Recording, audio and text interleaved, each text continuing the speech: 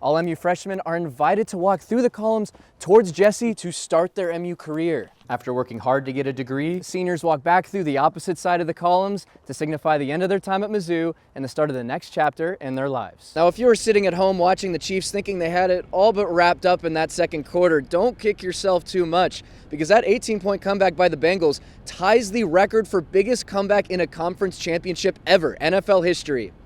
That's a tough pill to swallow. Mizzou volleyball is all set tomorrow to play in its 6th straight NCAA tournament. Now, to add some perspective, the last time the Tigers missed the tournament, Apple announced the release of the iPhone 6 Plus. Damon says he hopes to follow in the footsteps of another Helias tight end who starred for the Crusaders just before him. We start with what we know. This guy is the real deal. And the result? Kind of had to improvise, shoot a little fadeaway. Mizzou got the high ground. May the force be with you. Batters were in trouble. Their hit found its way to former All-State Jeff City shortstop Christina Caldwell. She had a laser rocket arm. That's what she had. She threw hard. She was cutting across the infield, and the first baseman was kind of like, oh my gosh, here comes the ball. You have no idea where it's going to go, and you hope she doesn't kill the first baseman. So it was always like, with Christina, it was bull in a china cabinet, going to give it all you got in full force. And that's how she was with life, too. She went on to continue dominating as number 12 with Columbia College. If you threw it hard, she was going to hit it out harder than you threw it. That was in the 90s. And times change. Christina shifted her focus just 6.5 miles south to Blair Oaks, home to her 2 daughters. She was a Blair Oaks super fan. Blair Oaks played Jeff City this year in softball, and without a doubt, she wanted the Falcons to win. Christina dedicated her time to coaching her girls. Now 13-year-old Peyton in volleyball, and 14-year-old Emma on the softball diamond. Christina had been looking towards Emma starting high school softball for quite some time now. It was finally time for Emma to take the field as a freshman, but Christina found herself in another waiting game, and it kept her from her place in the stands. Well, Christina and her mom were both ill with COVID at the same time. It was the first day that I went to the hospital. I visited with Janine, and her condition had changed drastically.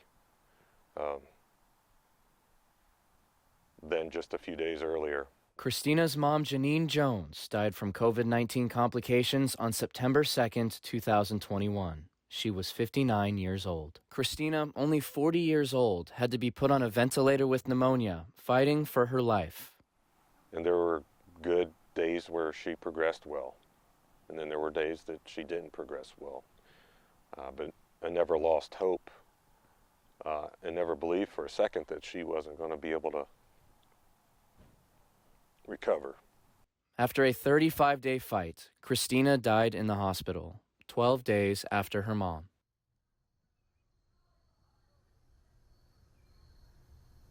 Christina's husband, Brian, and daughters Emma and Peyton need our love, comfort, and support and prayers during this extremely difficult time.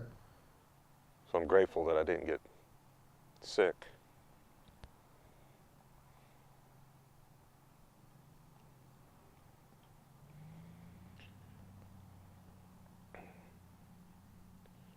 But it makes it hard to understand.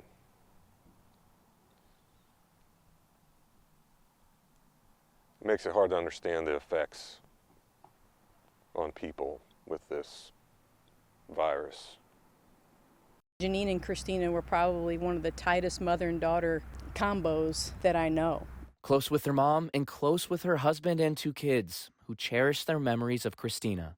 She has a big, beautiful smile, and always happy to be around. And willing to give her time. And while they try to carry on, softball helps them heal. Because that's the funny thing about time.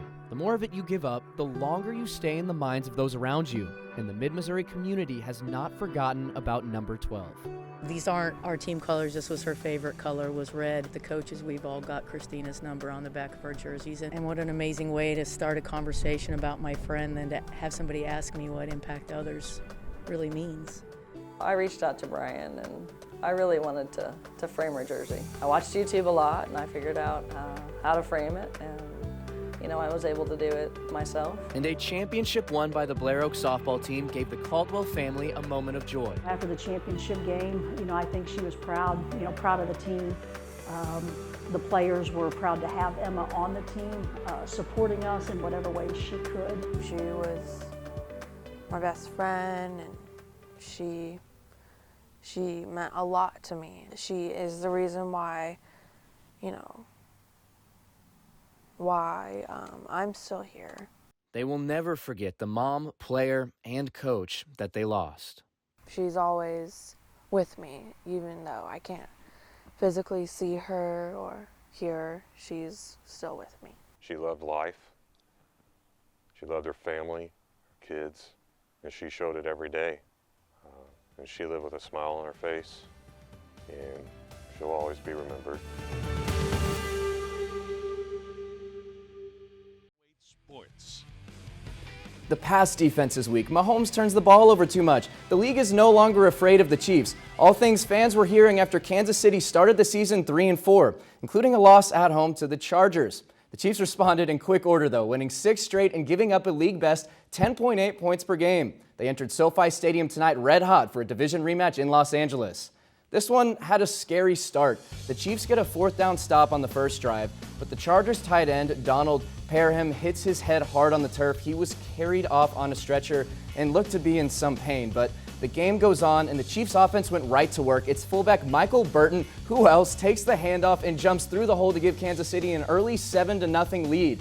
And here's that Chiefs defense. Ball is tipped and picked by Hitchens, and the Chiefs trailed by just 1 in the 3rd quarter after a couple of Herbert touchdowns. Centralia hosting Harrisburg in the Centralia men's basketball tournament tonight. 2nd quarter, Noah Brooks puts Centralia in the lead 9-7, but that would be the only time the Panthers led all night. That's because Harrisburg scored 40 points in the second half behind this guy, Tanner Lannis, scoring 18 points in that second half. He had 27 points total for the Bulldogs, and this Harrisburg fan you'll see in a minute is so excited he decided to do some backflips. Why not? Minutes to go in the game, and it's Lannis to Braden Ott for the 3 to give the Bulldogs 50 points, and Harrisburg wins it 59-32.